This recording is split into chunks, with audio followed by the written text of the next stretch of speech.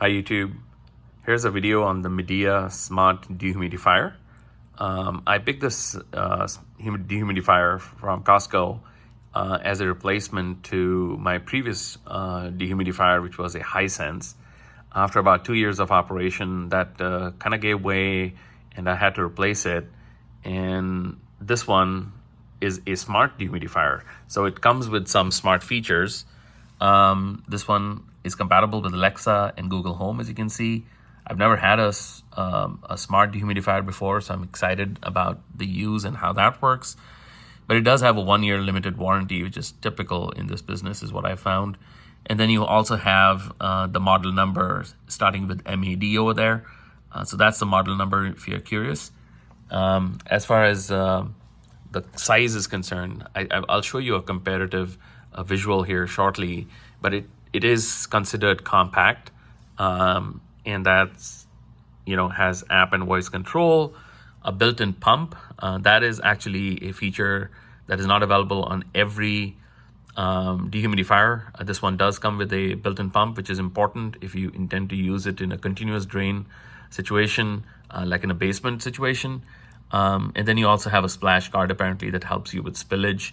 And then you can see down here, plug and play, obviously all of them are, and then M-Shield air ionizer technology. I don't know if my unit actually has the technology or not, but apparently that's an option if you want the unit to also do ionizing. As far as capacity goes, obviously it's 50 pints a day. It's meant for large spaces, so you can see what kind of area it can really cope up with. So that's 4,500 square feet. On this side, you can see some of the other specifications. So you can see it has got continuous run mode, adjustable humidity stat, and auto shut off, and then the product dimensions if you're interested in that. The gross weight is 45 pounds almost, a little over, and it's rather heavy. It's not particularly a light unit. And then you have rated capacity for about 50 pints a day, as it said on the other side of the box. The bucket capacity is about 1.59 gallons. So, this is important for those people who don't intend to use it in continuous operation, and they'll be collecting it in the bucket. So there you go. And then, of course, you got to plug it to a regular wall socket. So now let's just take this thing out of the box. I'll do that off video since it's of the weight and everything, and I'll see you on the other end. Okay, so I've taken the unit out of the protective casing and wanted to quickly show you what exactly do you get out of the box. So there's obviously the main unit. It also has this hose, which is going to be used for continuous discharge. And then it also comes with a caster installation guide. So what it tells you is that the wheeled casters are not necessarily pre-installed. You'll have to install them. And this tells you how to do the job. So we'll take a look. And it also tells you that there's stuff they packaged into the water bucket. So we'll have to take out all that stuff as well. And then obviously some additional documentation, warranty, product information, that kind of thing. So we'll take a look at this as well. But let me actually take out what's contained in the bucket. So you can see, here's the bucket. I just have to dig this whole thing out. And here we can see there is a sponge thingy, which you're supposed to tilt the whole thing on. So this is kind of thoughtful of them to provide you with this sponge to tilt it on. A little bit unnecessary in my opinion, but okay. And then you also have the 4 casters, which we are going to install next. But this is actually in the bucket, so it's important that you don't take it out of the box and start using it. So you obviously have to go through this step. And let me just take a quick look. Yep, there's nothing else in the bucket. That's all it contains. And I'm going to now put the bucket back in. And next step is to install these casters. Okay, in case you're curious, this is what came out of the documentation sleeve. It's the product registration card and the owner's manual. Okay, so now as this instruction guide tells us, it's time to install these casters. So I have 4 of these, obviously. So I'm going to install these, and the way to do that is to simply put the supplied sponge here, or whatever foam thing that they gave us. That's what you're going to put on the other side, and you lean the unit over, and here you'll find the hole where each one of these casters have to be popped in. So I'll do that off camera, since I can't do it and hold the phone at the same time, and I'll be right back. But it's basically a simple operation of shoving the caster into this hole. So it's pretty simple to do. Okay, so as you can see, I put one of those casters in, and now it's time to put this next one in here. Okay, so now all 4 casters are on here, and because they are on wheels, it's very easy to rotate it. I just want to mention, installing these casters is actually optional. If you are not going to be moving this thing around, you can skip this step altogether, but they're there if you need them. The other thing the manufacturer does say is that you don't turn on the unit instantly after you have installed those casters, since the unit was inverted. So they want you to wait for about 30 minutes before it is actually powered on. So I'll give it 30 minutes or so, and we can obviously turn it on after that. Okay, so let's learn a few things about the general features of this unit. I'll come to the control panel a little later, but let's just go around the unit. So you can see this is the front side of the unit. On this side, there's nothing here except the handles, which are built, one on this side and one on the other. And right on this side, you'll have the empty bucket, right? So you'll see on the bucket, there is this strip that basically allows you to see the water collected and how much how much water has collected in there without taking the unit out or the bucket out. But you can obviously take it out and see the water. And if you have to, dispense the water somewhere, you take out the whole thing carefully and place it down here, and you'll see that there is a handle that's built in right in the middle. So you can take this and obviously, discard the water, and once you have done that, you can bring it back, put this inside. Don't just leave it here. Sometimes it does get stuck, and basically carefully put this in. They stress that you don't bang this hard, because if you do, it can actually cause some problems internally. So just do it gently. Don't bang it in there. And the other thing, on the other side, maybe I'll come back to the bucket in a moment. On the other side, now that this thing is on wheels, I can easily rotate it, is your air intake. So this is where your air filter is as well. So obviously the air comes in through here, and it actually is discharged from here. So that's the air rotation. Air comes in this way and goes out that way. So you want this air circulation, to be unobstructed. So you don't want to place anything on top, since that can actually cause the air flow to be disrupted, and that can cause damage to the unit. And then obviously the air is being collected from in here. So for that, there's a filter that that's made right on top, and that's what you can pop out from here. We'll take a look at that. And down below, you can see here is the power cord, which I really like that they have this nicely tucked in.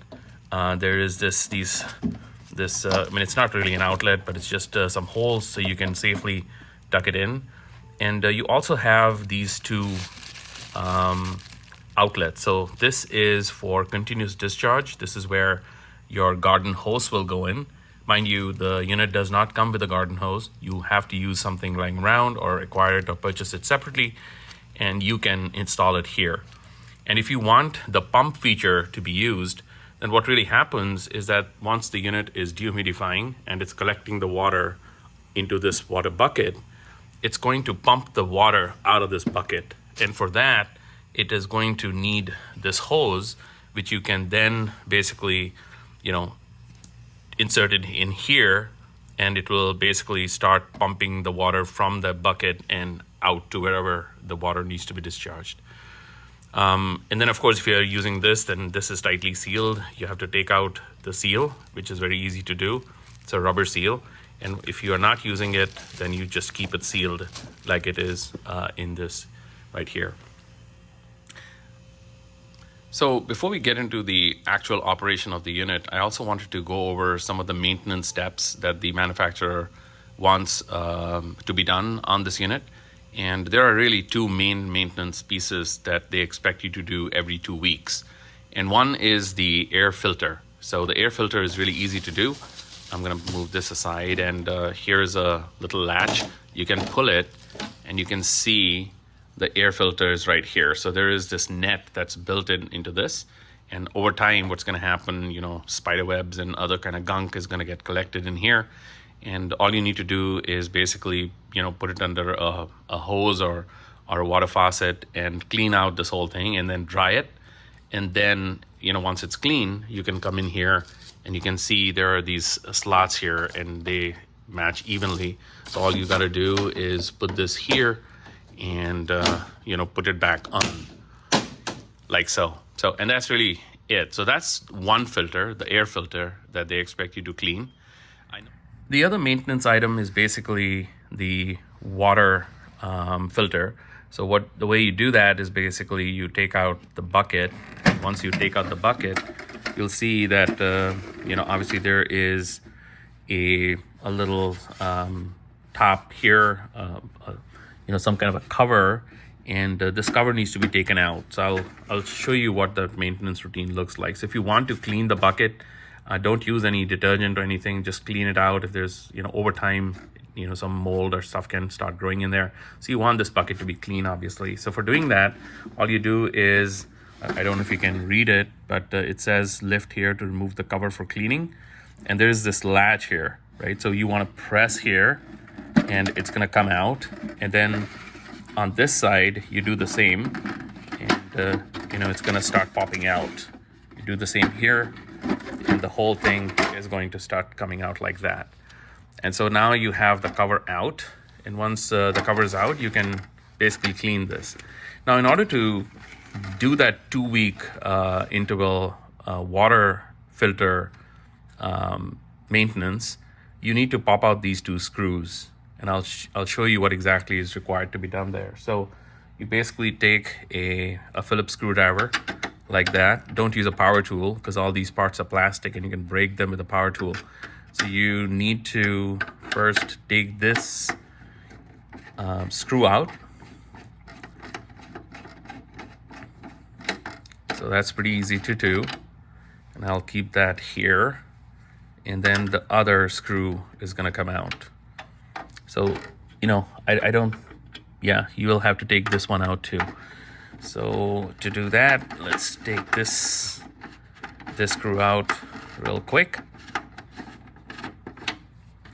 and I'll put that down as well. And then this whole thing is going to start, you know, come out. So the way to do that is, so all you really basically do is there is a latch here, and if you know, press on here, it's going to basically take, you know, allow you to take the whole thing out. And so you can see this whole thing is out, and down below there is a filter, and this is the filter you need to clean. So it's very, very simple to do. Obviously, you just take it under a hose or a water faucet, clean out if any gunk. Be gentle with it. You don't want to tear the net out, but that's really what all you need to clean, just so you know everything is in pristine condition. So that's really what they want you to clean every 2 weeks. And once you have done that, it's a pretty simple operation, just a couple screws. You bring that back here, you install it just like so, and I'm gonna put the screw back here and get this tightened up.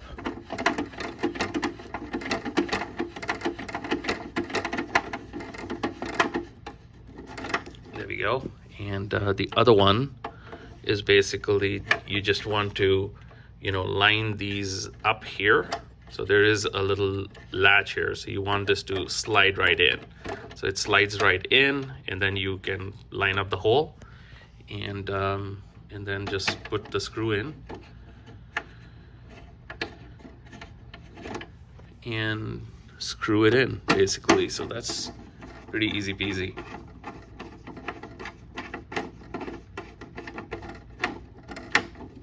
There we go. So now the whole thing is attached, and I can now put the lid cover back on. So for doing that, I just line it up on this side and just, you know, get it seated in there, and it's good to go. Mind you, this has to be in this position because this is basically acts as a switch, right? Just like in a water cistern in your bathroom. Basically what this is going to do is once the bucket is full, this thing is going to raise up here, and once that happens, it disconnects the unit, and the unit is going to stop working since you don't want the water to overflow. And once you have emptied the bucket, this thing is going to go back and the unit is going to turn on. So that's what this is. You want this to be you know, free flowing. This can be obstructed by this handle that's out here. So, you know, just make sure that it's in this position once you put that back in, and don't accidentally knock it off.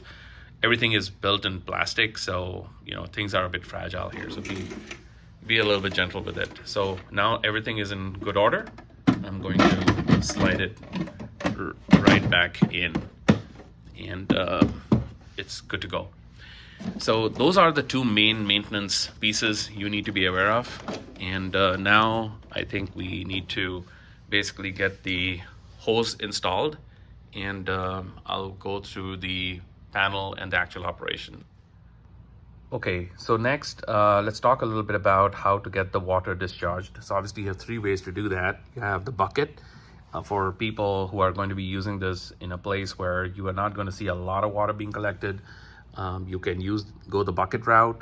All you'll need to do is take it out from time to time and empty it. Very simple to do, and that put that back in. The other way to do this is the continuous use discharge, in which case what's going to happen is you're going to use this outlet right here. You're going to take this out. Let me take this wire out of the way. By the way, you know, this is coming in a sleeve, so you can take out the whole thing. But here you'll see that there is this a seal, right? This plug, which is in rubber. So which, if you're not going to use this, then obviously keep this plugged in. But if you are going to use this in continuous discharge mode, then you take a garden hose and you install it right here. Be gentle with it because this thing is made in plastic and you don't want to damage the threads. So you insert it very gently when you do that. And then, you know, obviously the water will discharge from here.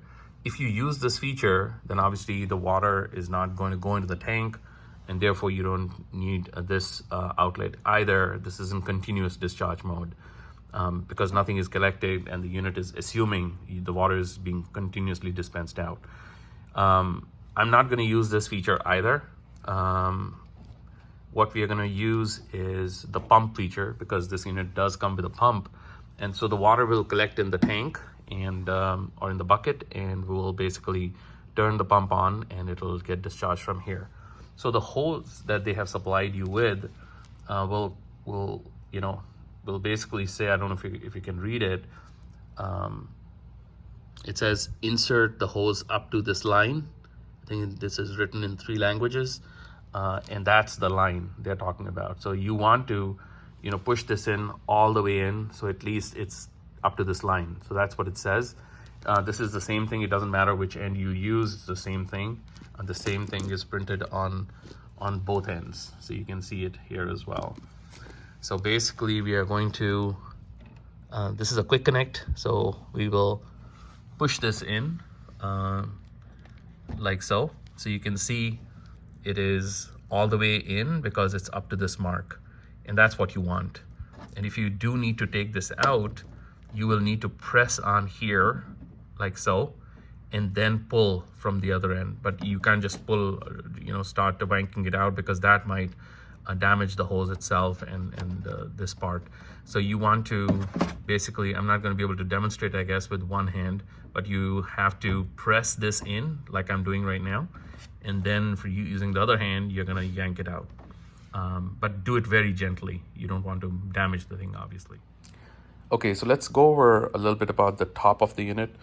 I'll go into the control panel in a moment, but I also wanted to show you Those vertical fins that you see going that way, there's a drum fan. Basically, that's the fan that is going to rotate and circulate the air. And obviously the air is collected from in here, as I showed earlier, and it exhausts from here. And so you don't want this area to be covered up in any way.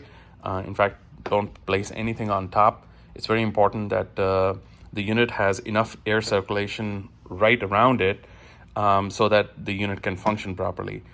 The other thing I also want to mention is that this unit should be placed on a level surface. So you don't want this to be placed on a surface where it's not level on your floor, and that might cause problems for your unit. So you want this to be on a level surface, and then obviously keep this open all around so that you have enough air circulation and the unit can do its job properly.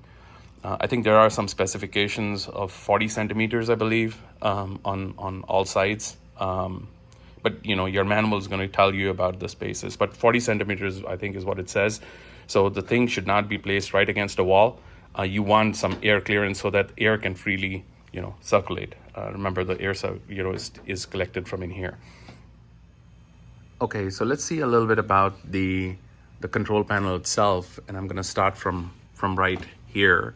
So this is obviously your power on and off button, and you'll notice it says connect 3S down below because this is a dual function button. So obviously this is going to be used for powering the unit on and off, but also for putting the unit on pairing mode. Because this is a smart unit, this is going to be able to connect to the internet and pair to your mobile phone with a mobile app.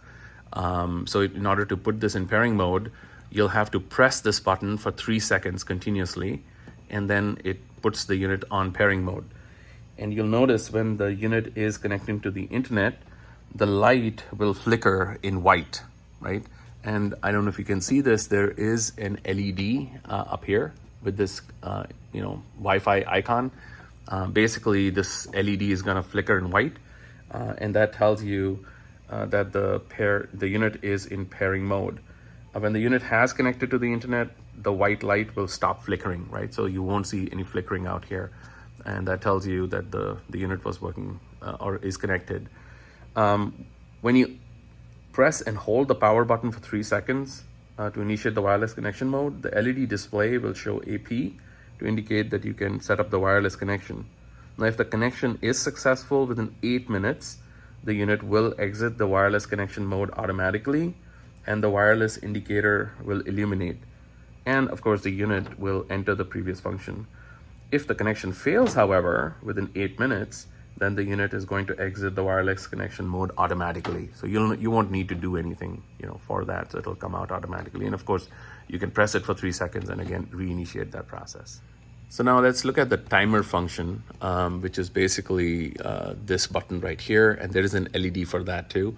If you're going to use this in a timed fashion, so you can put this unit on use only for specific times, you can do that using this button, and they work in conjunction with these two buttons because this is now going to act as a timer, right? So the way you're going to do that is you press the timer button to initiate the auto start and auto stop function. And then when the unit is off, press the timer button to activate the auto start time. Once you do that, then you have to press or hold the up or down button, which is this one and this one, and to change the auto start time, right? Now, the time that is shown here on the panel is going to work in 30-minute intervals, right? So once you do that, you can go up to 10 hours. And then after 10 hours, because it's a 24-hour cycle, after 10 hours, you can do that in 1 hour increments, right? So you can lower it or, increase it by 1 hour increment after the 10 hours. So you'll see that there's a difference that, for the first 10 hours, it's in 30-minute intervals. And then for the last hours or remaining hours, it'll be in 1 hour intervals. So that's about the timer. And of course, once you have set that up, the unit will, automatically come on and off, using the timer function. And obviously, if you don't want any of the timer functions to work, then you can cancel it by setting the time to 00, and you will have no timer then associated with it. So now let's look at the mode button. With the mode button, you can basically put the unit on different modes. And there are 4 modes available to you. One is the set mode, continuous mode, dryer mode, and comfort mode. And out of these modes, the set mode is the only one where you can actually set the humidity levels that you desire. With continuous, dryer, or comfort, these are preset humidity levels. So you can't really mess around with the humidity levels with those 3. But with set, you can. So if you want a very specific humidity level to be set for your area, for your room, then you go with the set mode. And when you do that, obviously, you will have to put this in set mode. So this LED is going to turn on. And then using these buttons, you're going to set the humidity level. And you'll see how much that is set for right here. And the way you do that is basically, you're going to set the humidity mode, and then the ambient humidity will be displayed in 5 seconds later, here. So whatever is the current humidity level will be shown here. When you're setting this, you press the button to select the dehumidifying mode, adjust the desired humidity by pressing the up and down button. And the humidity can be set from 35 at the lower end to 85% on the upper end. So that's your range. And the adjustment will basically take place in 5% intervals, right? So every time you press this, you're lowering it or increasing it by 5%, the humidity level. So 35 to 85% is the max range. And so that's the set mode. Now, if you put this in continuous dehumidifying mode, so obviously your garden hose comes into play, and it's going to basically dehumidify continuously, right? This is obviously used only for those areas where the humidity levels are, always very high. In a very wet basement, for example, that's where you use this. But, in my personal opinion, if you put this in continuous mode, it's probably not going to be good for your dehumidifier, because it's basically, operating nonstop, right? So if you want the longevity, then I would put this in some other mode and not continuous. But, you might have that need to put that. Obviously depends on your situation. And then the next one is the comfort dehumidifying mode, right? So if you see the last feature here, which is comfort, basically it's going to keep the room at the 45 to 55% level in terms of humidity. And this is, I think, probably the ideal for most people, to kind of keep it at comfort, and you don't need to worry about it. But obviously in different applications, this is why the modes are available. And the last one is dryer mode, right? Which is probably the most extreme mode. And this is really used for those applications where you want the area to be like super dry. The unit will quit the dryer mode after maximum 10-hour operation. So that's the caveat. So it does work continuously, but then it'll, obviously disconnect or quit the dryer mode after 10 hours. I guess it's for the safety of the unit itself. And then the other thing is that it's going to be on high fan mode, right? So the moment you put this in continuous, then it's going to be, or in dryer mode, the high fan mode will automatically kick in. And really, the only times where I think you need a dryer mode is if you want, you have an application where you're drying clothes or stuff like that, or you have a carpet which is wet. In those kind of situations, you want to put it in the dryer mode. So those are the 4 modes that are available to you, and you can set them according to your needs.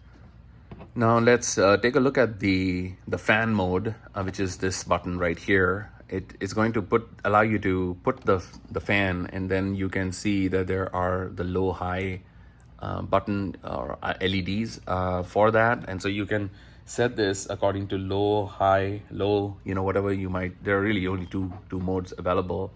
And if you have to, if you see the filter LED turn on, basically it's going to it's telling you that it's time to service the filters, and that's what that LED is for. And once you have done that, you can obviously reset the filter by pressing this button for 3 seconds continuously and reset it. But otherwise, it'll just operate the fans. So that's the point of this one.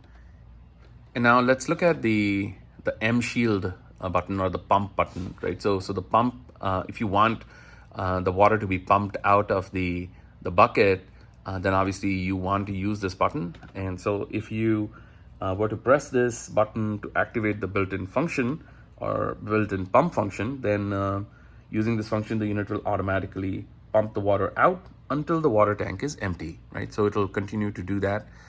So obviously there's an automatic cutoff, depending on whether there's water to be pumped or not. So there's a sensor for that.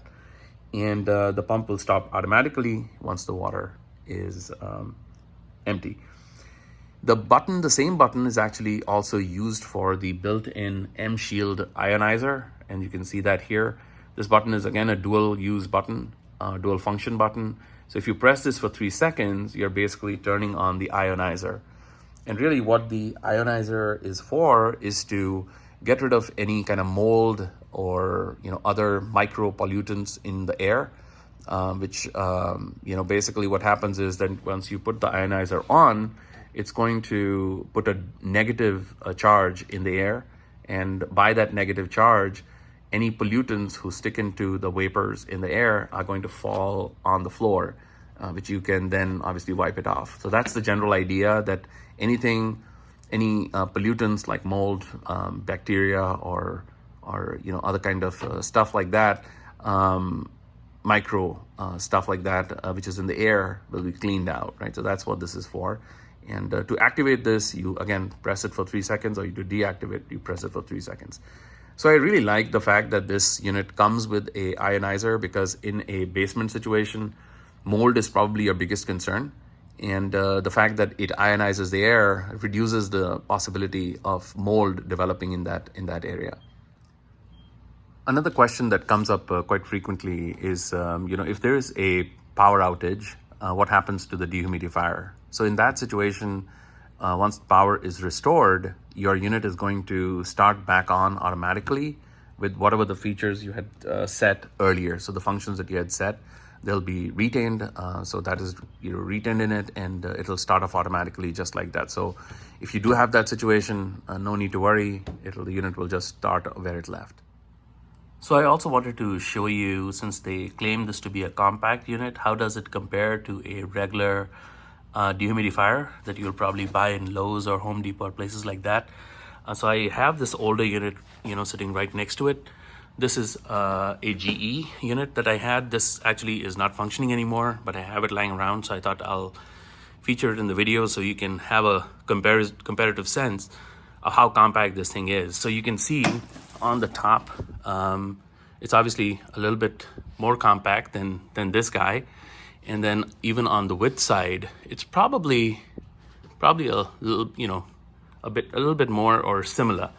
And it's obviously a little bit, this one is a lot more taller, a little bit taller, I shouldn't say a lot, compared to this. So, in terms of compactness, I think this one is certainly a little bit more compact compared to this, but it's a little bit wider. So if this helps anybody, I wanted to show you this as well. Okay, so for the purposes of this video, I'm going to show the use of this in my bathroom, in my basement bathroom. So what I've done is basically have the quick connect, pump based discharge connected. So the hose is connected now over there. And I have put the other one right here into the sink. And then I'm gonna just put this thing into the wall socket. You'll notice that this is a GFCI wall socket. It's preferable, according to the manufacturer, not to use a wall socket where you're going to use this for 2 appliances at the same time. So in my basement bathroom, I don't do that, so it's pretty safe. But that's what the manufacturer says. So you don't want an outlet which is for dual use, if that's what you're going to use with the unit. And it is a GFCI. Anytime water is involved, you want a GFCI water outlet, or I'm sorry, a power outlet to be used. So now the thing is connected, and I should be able to turn this on. So we are going to hit the power mode button, and it should turn the thing on.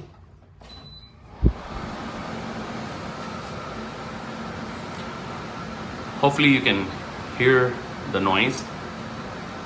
The noise on this thing is very minimal. It's not bothering me or anything. I think most dehumidifiers have some noise. There is no dehumidifier out there that I know of that will make 0 noise. But when that fan is going, obviously, like even a regular fan is going to make some noise, right? And that's really what you hear from the unit. So it's fairly quiet. I'm pretty satisfied in terms of the noise this is going to make, but you will hear it. I don't want you to be under any illusion that it'll be completely quiet or anything. It's just like if there's a fan going in your room, you will hear the air, right? The sound of the air moving. So that's what you'll hear in this. So right now this is set in continuous mode. I'm going to bring this to comfort mode, and it should bring the unit up to that range for comfort. And we already talked about this. This is put in high at the moment. I can put this in low or high, and I will obviously put this into the pump mode. So I press that and the pump is on, and to put the M shield, so this is obviously powered off, but if I want to connect this to the internet, then I will have to press it for 3 seconds. So we'll go through what that process looks like next in a bit. One of the things that I want you to know, that with a lot of dehumidifiers that I have owned, what I've noticed is that they don't really start collecting water instantly. So in this case, when you have this one powered up and in use for the very first time, the manufacturer does say that keep it on for 24 hours, and then the actual dehumidifying process is going to kick in.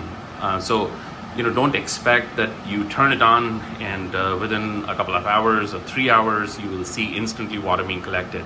That typically doesn't happen. You have to keep it running for 24 hours, and then after the 24-hour period is over, you'll see the unit actually doing its job. So don't get freaked out if you don't see water collecting instantly or start returning it or anything like that. So it is 24-hour cycle before it will do its job. Okay, so next let's go through how to set up your Midea dehumidifier with your phone and to your internet, right? So to do that, you will need to pull up your owner's manual, and once you do that, and you go to page 25, and on here you should see steps that are required, and more importantly, here's the QR code that you need. So I'll try to show this on this phone. So if I come here and scan it, it automatically scans it, and it puts the device or detects where to source the app. So the app you need is Smart Home, and it'll automatically show you the link. So I'm gonna download it. So it says download. I'm gonna say yes, go ahead and download it. So as you can see, it says Smart Home Lifestyle category. So anyway, so that's the app you need, and I'm gonna say get, and it's going to start the download. Now you can do the same thing on Google Play if you are an Android user. So obviously it is supporting both Apple and Google's ecosystem. So depending on where you are, you can use it. So once I have the app installed, so I can open, and hopefully you can see it here. It gives you a bunch of terms and conditions. I'm gonna say I agree, and then I hit on agree. And when I do that, it says M Smart Home has been upgraded to Smart Home. So that was the old name of the app, and so now it's Smart Home. So I am gonna say start now, and when I do that, would allow me notifications. So I say allow. You obviously want that, and it says get started, login. So obviously you have to create an account. So I'm gonna do that off camera for obvious reasons, and then see how the rest of the process works. Okay, so I went ahead and registered, and once you do that, you'll have to provide your email. And once your email is provided, it's going to send you a notification on your email account, and it will have a code which you'll have to punch in, and then it allows you to set up your password, and your account is set up with Smart Home. Now, once you have done that, like I am connected now, I have logged in. It is allowing me to add devices. So I can say add device, and when I do that, it says get ready to add your appliance, power on the device, which is obviously turned on, stay close to the device during the connection process, and prepare your wireless network. So I'm going to take this back to the appliance, to the dehumidifier, to go through this process next. Okay, so we are next to the appliance and with my phone where I want this paired. And as you can see, it says power on the device, which is it is powered on. Stay close to the device and prepare your wireless network name and password, and public networks are not recommended, right? So I'm gonna say, I am ready, and I'm gonna say don't allow.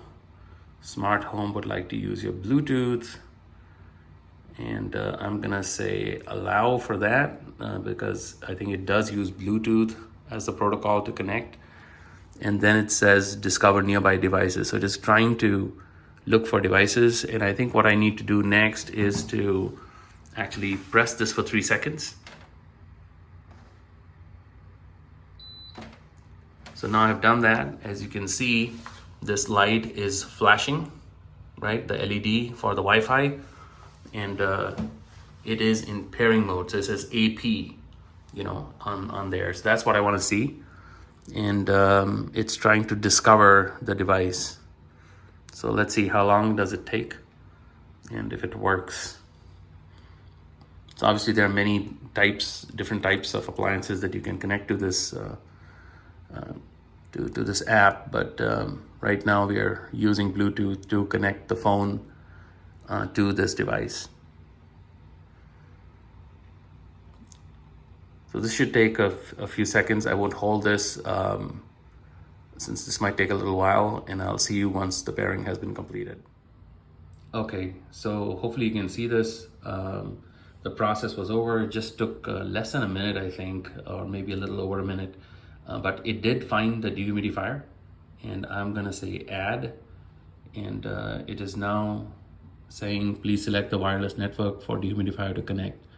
So I'll have to connect this for security reasons. I'm not going to film this part, but it's basically going to set the Wi-Fi, which is my home Wi-Fi. Okay, so now I have provided the Wi-Fi details and allowed it, location access on my device. And right now the device is trying to connect to the home network. So hopefully the signal is reaching into the bathroom. And that's the other tricky part in having this connected. You need to have your dehumidifier close to a place where your Wi-Fi signal actually reaches that part of the home. Because I'm in a basement, that can sometimes be a problem. So hopefully this works. Okay, so as you can see, it is now paired, and it's connected to my home network, and I have named this Midea Dehumidifier, and I'm gonna say done. And when I do that, it gives me scheduling ability. I'm gonna cross out of this, and as you can see, it basically shows me room humidity percent is 43%, and you can see here it's 43%, so it's giving me exactly the same humidity read. Target humidity is 35%. Right now it's at the lowest end. Since this is in comfort mode, that's what it's put at. And so I can change this here. So I can toggle it to 50%, and you can see it instantly makes it 50 here, which is great. And so I can make this 45% maybe. And so it's 45%. Fan speed is high or low. I can toggle it, right? So as I do it here, you can possibly see it. It instantly moves along with it. So it clearly the app is controlling the dehumidifier. I can turn on the pump, or turn it back on. And my usage scenario, sleep scene, living spaces, storage room. So where am I really using it? If I want it in the dryer mode, then and obviously don't want that. I want this in comfort mode, and I can also turn on and off the M shield, which is the ionizer feature. So on the whole, I think this is really great. You don't have to come down to the basement, in my case, like, you know, to adjust this. I can see it right here, what's going on. And I think those are the main features that I can control from here. Let's see, if I click here, it shows me the device name. I can set a schedule, get a firmware update, and blah, blah, blah. So there's a lot of controlling that I can do from right here. So right now this is set at 45%. Obviously I can turn on and off the humidifier as well. So it gives me a lot of control using the app. Hopefully this was helpful for you to understand how to set this up and pair it with the device. It's not very hard, particularly if you're familiar with how home networking works. But generally, you know, it's just no different than how you would connect any device onto your Wi-Fi network at home. So now we just have to let this running for 24 hours. And once that 24 hours is over, I think it's going to start collecting some water, and we'll check on it. But hopefully this video was useful to you. And if it was, please give me a like and subscribe to the channel. And I'll see you in the next one. Have a great day. Bye-bye.